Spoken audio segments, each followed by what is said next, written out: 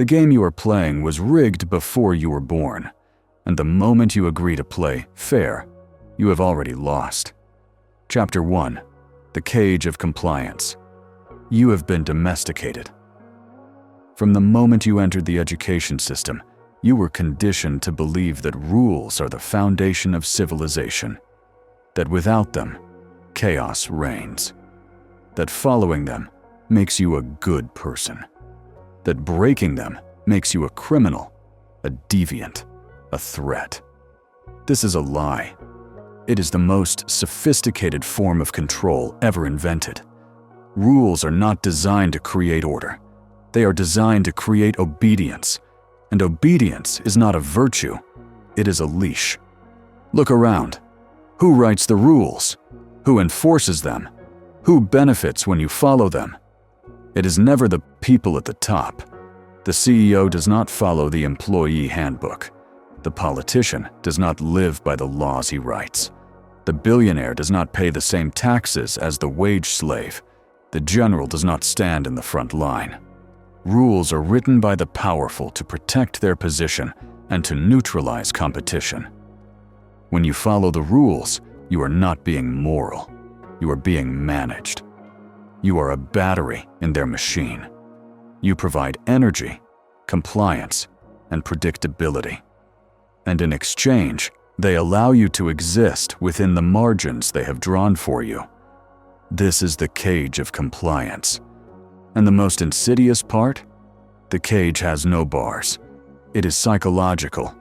It is built from your guilt, your fear of judgment, and your desperate need to be seen as good. Machiavelli understood this 500 years ago. He observed that men who tried to be virtuous in a world that does not reward virtue were destroyed.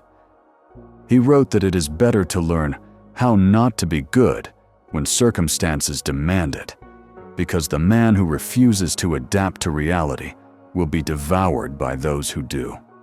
You must shift your lens.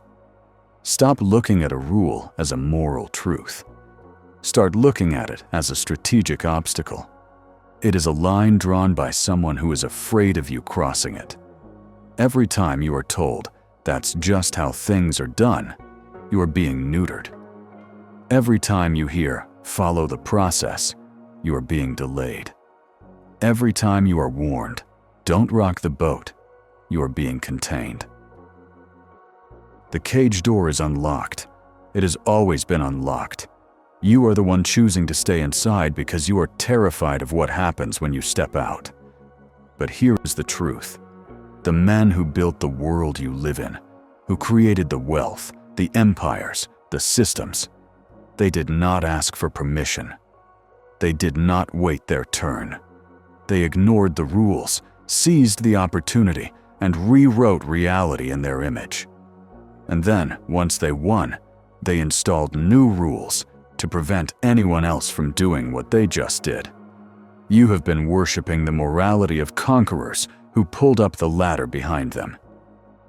Stop. Chapter 2. The Two Realities. Official versus Shadow. There are always two games being played at the same time. Game A, the official game. This is the game you were taught. It is the world of meritocracy, fairness, and doing the right thing. It is the world where hard work is rewarded, honesty is respected, and patience pays off. It has clear rules, handbooks, HR policies, and social contracts. It is a beautiful story. It is also a lie. Game B, the shadow game. This is the game that actually determines outcomes. It is played with leverage, alliances, secrets, and timing. In this game, decisions are made in private before the public meeting even starts. In this game, a rule is just a suggestion. A law is just the cost of doing business. A policy is just a shield to hide behind when convenient. Most men spend their entire lives trying to win Game A. They show up early. They follow the procedure. They submit their resumes. They wait for the promotion. And they lose. They lose to the man who is playing Game B. The man who doesn't apply for the promotion. He takes the CEO to lunch. The man who doesn't argue in the meeting, he controls the narrative beforehand. The man who doesn't break the rule loudly, he bends it quietly, in ways that cannot be traced. Machiavelli exposed this dual reality in The Prince. He wrote that a prince must know how to act the beast and be both a fox and a lion. The fox recognizes traps. The lion frightens wolves. But the key is that the prince must appear to be virtuous while retaining the capacity for ruthlessness. This is the split you must master. You must exist in both realities. You must speak the language of Game A, professionalism, teamwork, fairness, while your mind and your real strategy operate entirely in Game B. Your compliance is a mask. Your politeness is camouflage. Your adherence to policy is a performance designed to make you invisible while you maneuver into position. The official game is for the masses. It keeps them busy, hopeful, and harmless. The shadow game is for operators. It is where real power moves. Stop asking, what is the right thing to do?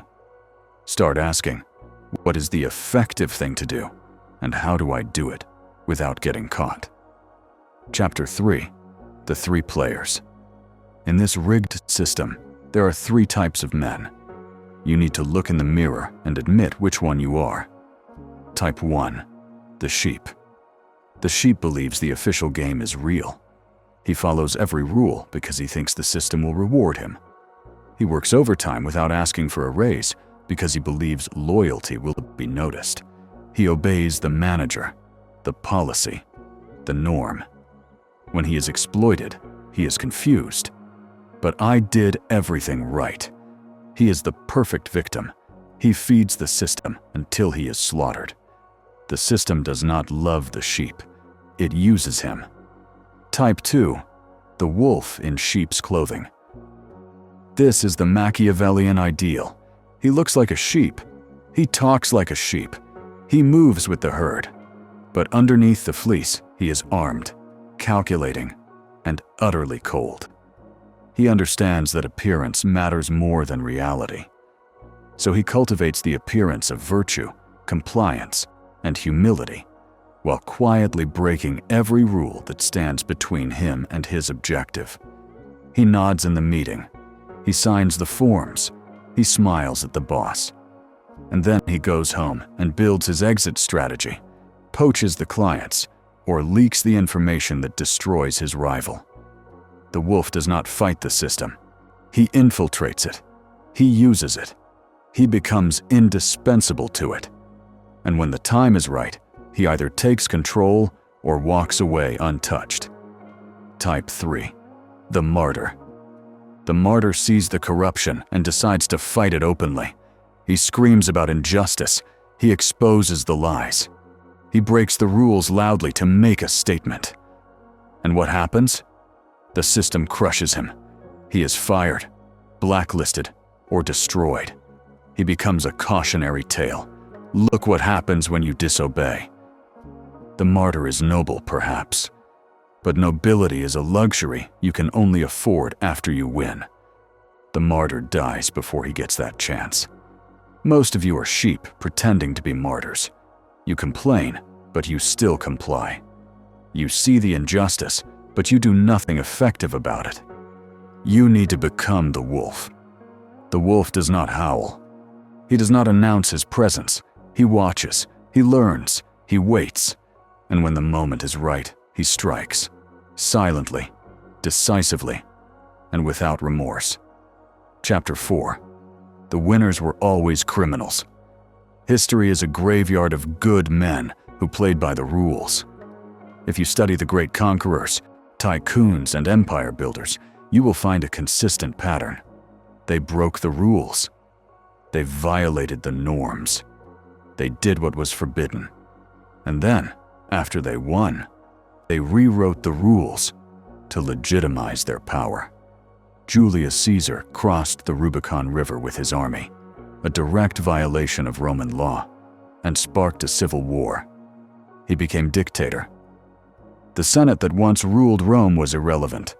After he won, he was called a hero, a god. The American founding fathers were traitors to the British crown. They broke their oaths of loyalty. They started a war. They won. And then they wrote a constitution that made their rebellion legal. John D. Rockefeller made secret, illegal deals with railroad companies to crush his competition in the oil industry. He violated antitrust principles before those principles even had names. He became the richest man in the world. Later, his philanthropic image was carefully constructed to erase the brutality. Steve Jobs stole ideas, violated contracts, and pushed people to mental breakdowns. He was fired from his own company, then came back and turned it into the most valuable company on earth. Now he is worshipped as a visionary. The lesson is not be evil. The lesson is the powerful do not play by the rules you think exist. They play to win. And after they win, they install new rules to prevent others from doing what they just did. They pull up the ladder. They criminalize the tactics they used. They preach law and order to protect their stolen empire. When you look at a powerful institution, you are looking at a crime scene that has been cleaned up and rebranded as civilization. Machiavelli wrote that it is necessary for a prince, if he wants to maintain himself, to learn how not to be good. He did not mean be a monster. He meant understand that morality is a tool, not a law of nature.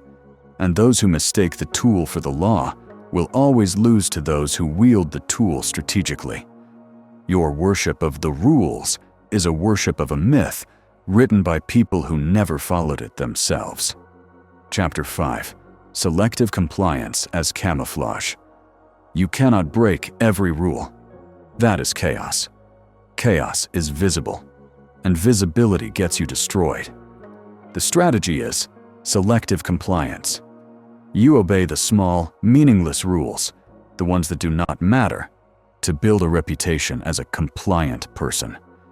This reputation is your shield. It is your camouflage. It allows you to break the important rules without triggering suspicion. Obey the surface. Violate the substance. Show up on time.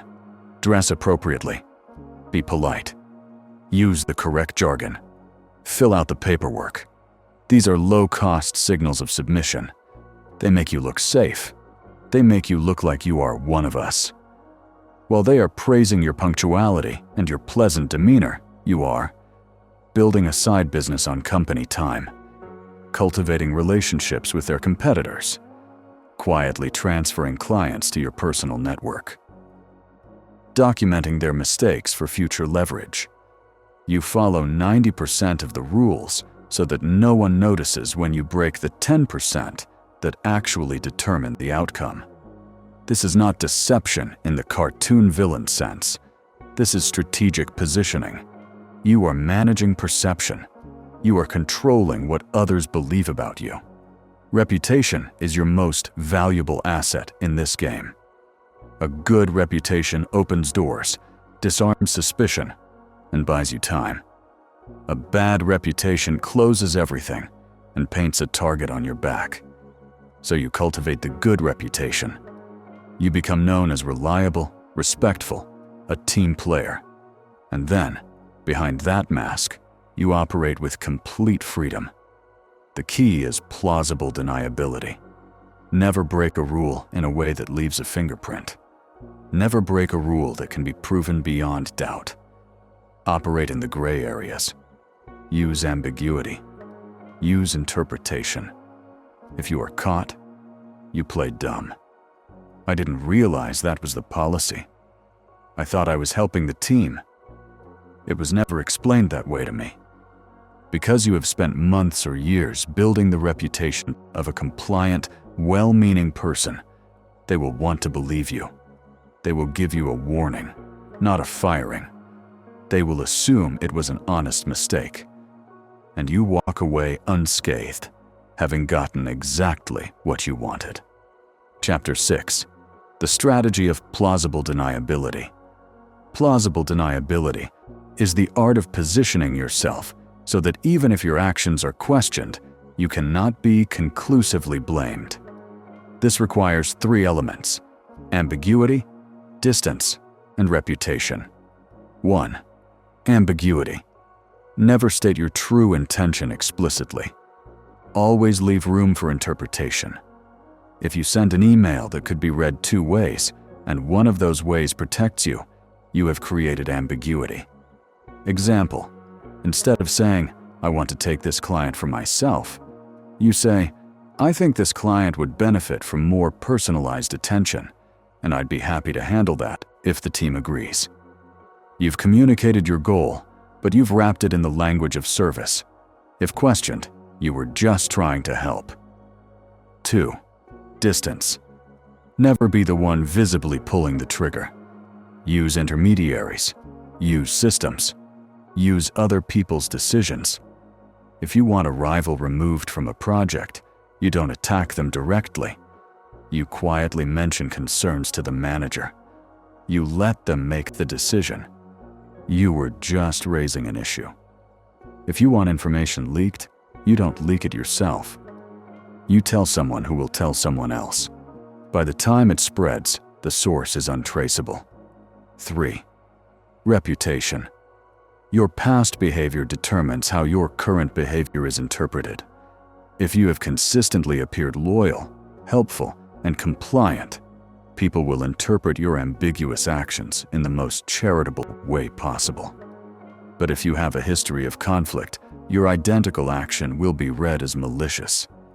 This is why the wolf invests so heavily in appearing to be a sheep. The better your reputation, the more you can get away with. Chapter 7. The Death of the Good Citizen. The biggest obstacle to playing the real game is not the system. It is you. It is the voice inside your head that says, "But that's not fair. But that's not right. But I'm supposed to be a good person." That voice is your prison guard. You were trained from childhood to believe that being good means being obedient. That being moral means following the rules. That being honorable means sacrificing your interests for the approval of authority. This programming was installed to make you controllable. You must kill the good citizen identity. You must take that part of you, the part that craves the gold star, the pat on the head, that you're such a good boy, and you must execute it. In its place, you install the sovereign operator. The sovereign operator does not need validation from the system. He does not care if the teacher likes him. He does not care if his manager thinks he is a team player. He cares about one thing: outcome. He views rules the way a sailor views weather. It is raining today. He does not get angry at the rain. He does not ask if the rain is fair. He simply adjusts his sails, or waits for the storm to pass, or uses the rain to sink his enemy's ship. He is detached. He is cold. He is strategic. This does not mean he is evil. It means he has separated his personal code from the official code. He has his own internal morality, lines he will not cross, principles he holds. But those lines are his, not theirs. He does not outsource his conscience to HR. He does not let society define his honor. He defines it himself. And because he defines it himself, he is free. Chapter 8. The Price of Freedom.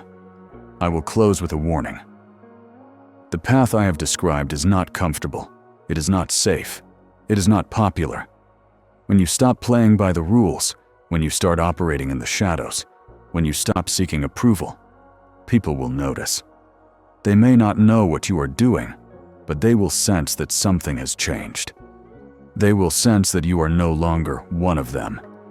You will be called cold, arrogant, calculating, dangerous, good. Let them sense it. Let them wonder. Let them fear the weight of your silence. The price of sovereignty is isolation. When you refuse to submit to the herd, The herd rejects you. You lose the warmth of belonging. You lose the comfort of being understood.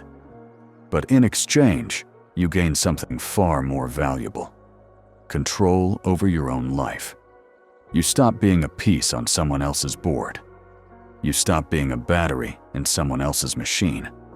You become the architect of your own reality. The game is rigged. The dealers are crooked. The house always wins. So stop trying to beat the house at their game. Build your own table. Write your own rules. And when they ask, "Who gave you permission?" you smile and you say nothing. Because the sovereign does not ask for permission. He simply acts. And the world rearranges itself around him.